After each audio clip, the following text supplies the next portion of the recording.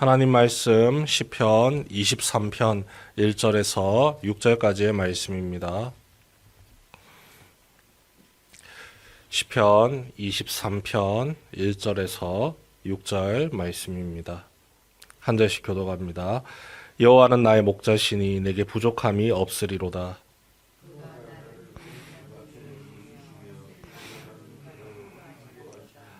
내 영혼을 소생시키시고 자기 이름을 위하여 의의 길로 인도하시는도다.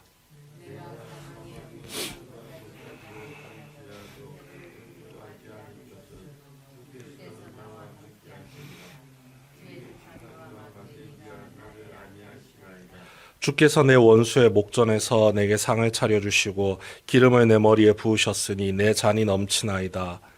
내 평생의 선하심과 인자하심이 반드시 나를 따르리니 내가 여호와의 집에 영원히 살리로다. 아멘.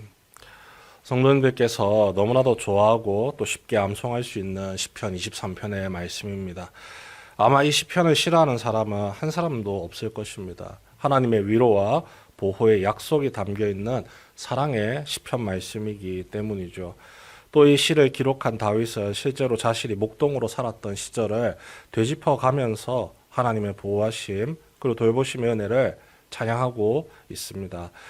자신의 경험이 담겨있기 때문에 그만큼 하나님을 신뢰하고 하나님을 의지하는 양이 목자를 의지하는 것처럼 자신이 하나님을 의지하는 존재임을 분명하게 내세우는 거죠.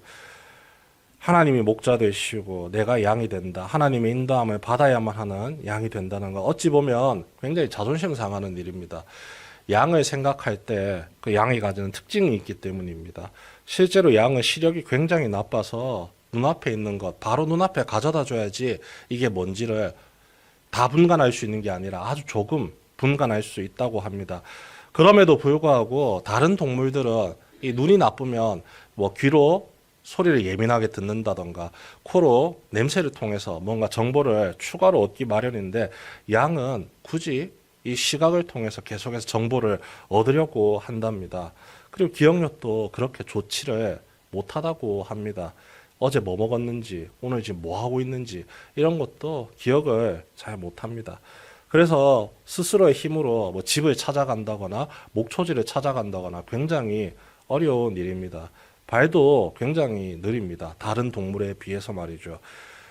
그리고 맹수와 맞서 싸울 수 있는 뭔가 수단이나 방어할 수 있는 그런 것들이 몸에 남아있질 않습니다. 기껏 있어봐야 많은 털들밖에 없습니다. 그 많은 털들도 현대에 개량의 개량을 거듭해서 생긴 것이지 다윗이 살던 시절에 양에게는 털도 그렇게 많지 않습니다.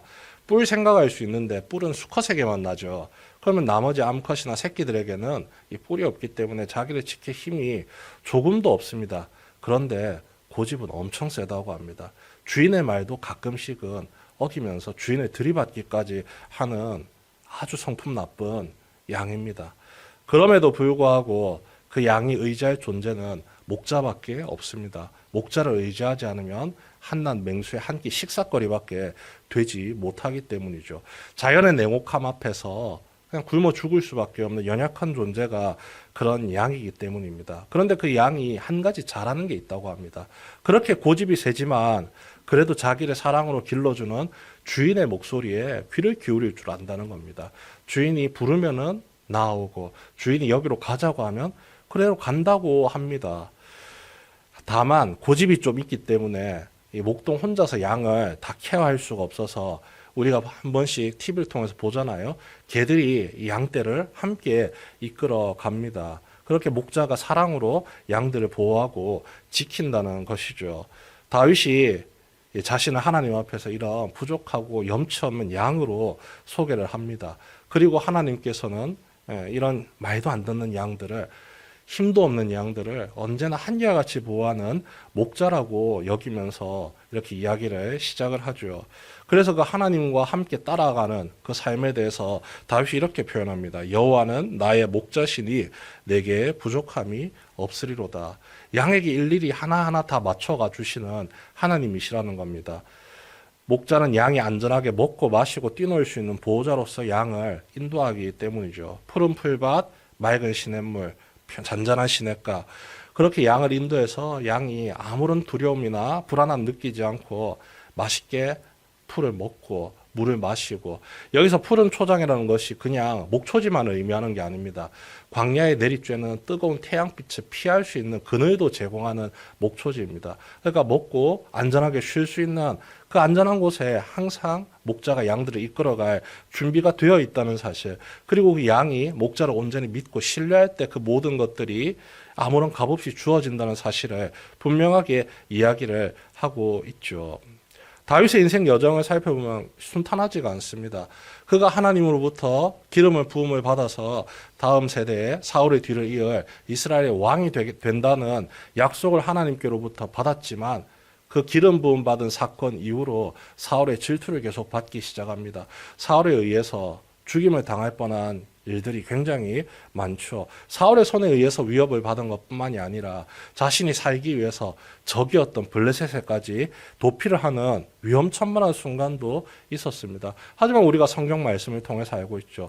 다윗이 어디로 가든지 어느 곳에 있든지 누구와 함께 있든지 항상 하나님의 보호와 위로를 받습니다. 결코 다윗이 혼자 내버려둠을 당하는 경우가 없습니다. 곁에서 그를 돕는 용사들이 있고 그와 함께하는 가족들이 있고 그 모든 것들을 허락하시는 하나님이 다윗과 함께 계셨기 때문에 다윗은 그 모든 상황 속에서 두려워하거나 무서워하거나 걱정하지 않고 목자 되시는 하나님의 인도하심만을 꾸준히 따르며 나아갈 수가 있었습니다. 생각해 보십시오. 내가 다윗의 입장이라면 사울이 창을 막 던지고 나를 죽이려고 할 때 그 극심한 두려움과 공포 속에서 있음에도 불구하고 오늘 1절 말씀처럼 여호와께서 나와 함께 하시기 때문에 내가 겁나지 않습니다. 이런 생각 품을 수 있는 사람 거의 없을 겁니다. 도피 중에 있는데 나는 부족하지 않습니다. 한 끼 식사도 제대로 못하고 있는 중에 나는 부족한 게 없습니다. 마실 물이 없어서 목말라 죽겠다고 표현하는 와중에 나는 부족함이 없습니다. 이런 고백을 할 수 있다는 것 자체가 거의 기적과 같은 일인 거죠.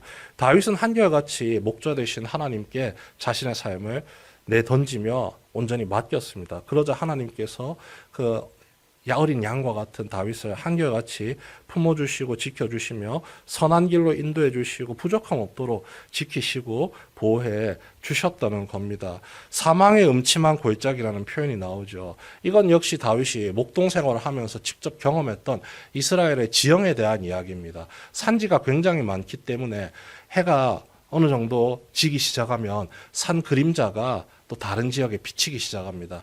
그런 곳에는 그 어두컴컴한 곳에는요, 맹수들이 진을 치고 포진을 해서 그 길목을 지나가는 초식 동물들을 잡아먹기 위해 길목을 지키고 있습니다. 결국 사망의 음침한 골짜기가 되는 거죠. 그런데 목동이 있다면 그 양들을 그 어두컴컴한 곳으로 절대 인도하지 않습니다. 밝은 곳으로 인도하고 짐승이, 맹수들이 숨지 못한 안전한 곳으로 끊임없이 양들을 안전하게 지키고 인도한다는 겁니다. 그렇기 때문에 사망의 음침한 골짜기로 다니더라도 내가 두려워하지 않습니다. 내 목자가 나를 지켜줄 준비가 되어 있기 때문입니다. 설령 그 음침한 골짜기로 내가 들어간다 할지라도 지금 내 목자가 어떻게 있는지 보십시오. 4절 말씀입니다. 내가 사망의 음침한 골짜기로 다닐지라도 해를 두려워하지 않을 것은 주께서 나와 함께 하심이라. 목자가 지금 양과 함께하고 있죠. 주의 지팡이와 막대기가 나를 안위하시나이다. 그분이 빈말로 나와 함께 하겠다 하는 것이 아닙니다. 그분이 나를 지킬 준비가 되어서 그 지팡이와 막대기로 맹수와 싸우고 맹수를 물리칠 준비를 항상 하고 계시기 때문에 나는 어떠한 두려움도 갖지 않고 그 목자만 따라서 졸졸졸졸 쫓아다닐 뿐입니다. 그래서 내가 안전을 누리고 있습니다. 이야기를 하고 있는 것입니다.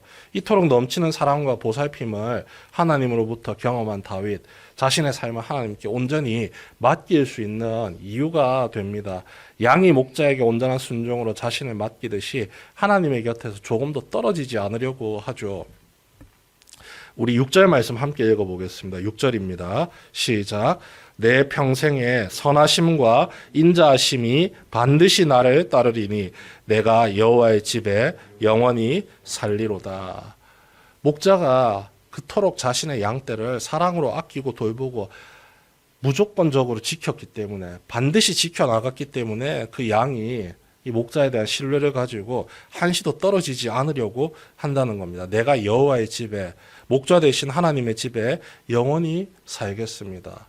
절대 주님을 떠나지 않겠습니다. 주님만이 나의 보호자 되시고 나의 위로자가 되어주시기 때문입니다. 나의 평생을 하나님께 내어드립니다.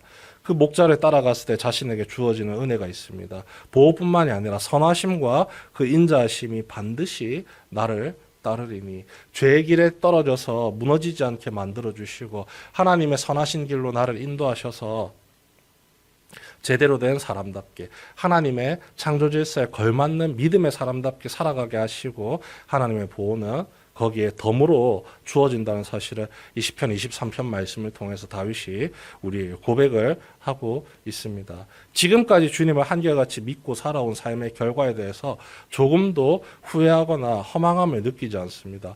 모든 순간순간이 주님의 위로와 은혜로 채워져 있음을 다윗이 기억하고 있고 그것을 마음에 새기고 있고 이 은혜를 서로 나누기 위해서 이 시편의 말씀을 기록하여 우리에게 전해주고 있습니다. 우리의 믿음도 마찬가지입니다. 살아가던 그 당시, 어려움이 주어졌던 그 당시에는 깨닫지 못했다 할지라도 시간이 지나서 지나간 시간들을 되돌아보면 하나님이 그때그때마다 필요한 은혜들을, 필요한 보호를 적재적소에 아주 탁월하게 우리에게 공급하셨다는 사실을 분명히 기억할 수 있습니다. 여전히 시끄럽고 힘들고 어려운 시간입니다. 시간이 가면 갈수록 어렵다는 그 삶의 모습이 더욱더 현실로 깊게 다가오고 있고 직접 우리가 그 어려운 현실들을 경험하고 있습니다. 나라의 문제, 우리 경제적인 문제, 수많은 문제들이 우리의 눈앞에 펼쳐져 있지만 두려워하거나 염려하지 마십시오.